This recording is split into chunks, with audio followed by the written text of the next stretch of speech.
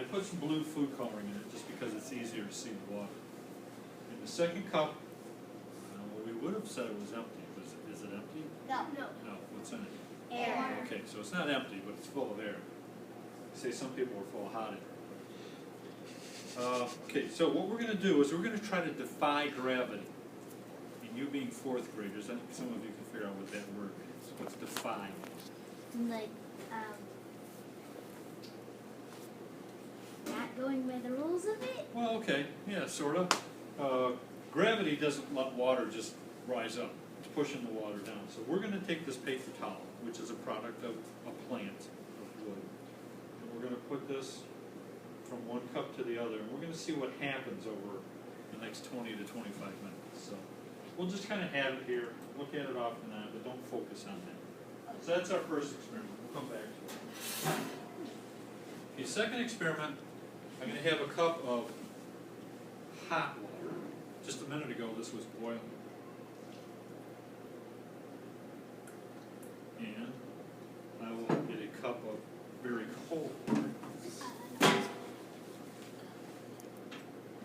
to get the ice cubes out.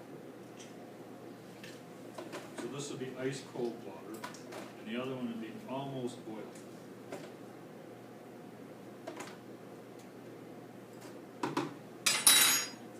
So hot water, cold water.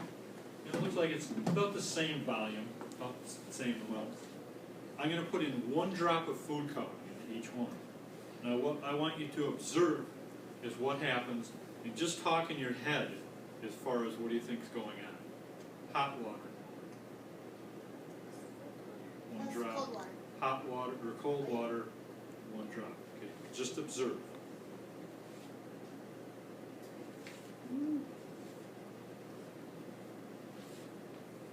I think I mentioned it. That's cold water. That's hot water. I think I said it backwards. Yeah, cold water, hot water. Hands down. I just want you to watch. It's my 7th time today, so sometimes It's okay. I'm glad that a lot of them recognized and they went, oh no, okay, and that they did fun. Normally a teacher would say, I did that on purpose just to see if you're paying attention, but I didn't.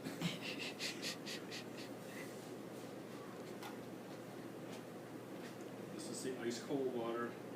That's the almost boiling.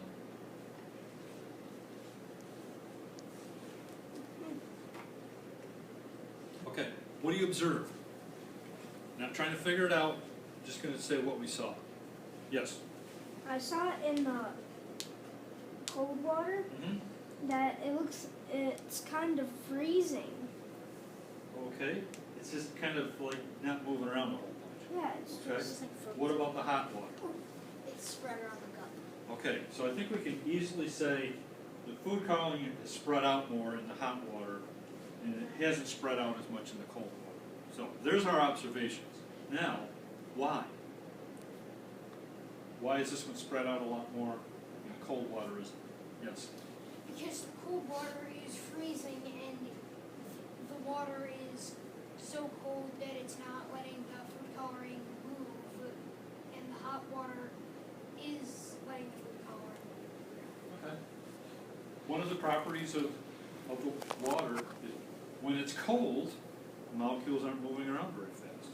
Okay? And they're not spread out as much. So it's going to take longer to spread that food coloring out. Hot water, see, particles are moving around faster, they're spread out, so they're going to move the food coloring around a lot faster. Same property as air. Okay, air heats up, spreads out, moves around fast. Air gets cold, it condenses, it slows down. So property of air, property of water as far as heat, hot and cold is the same with water and air.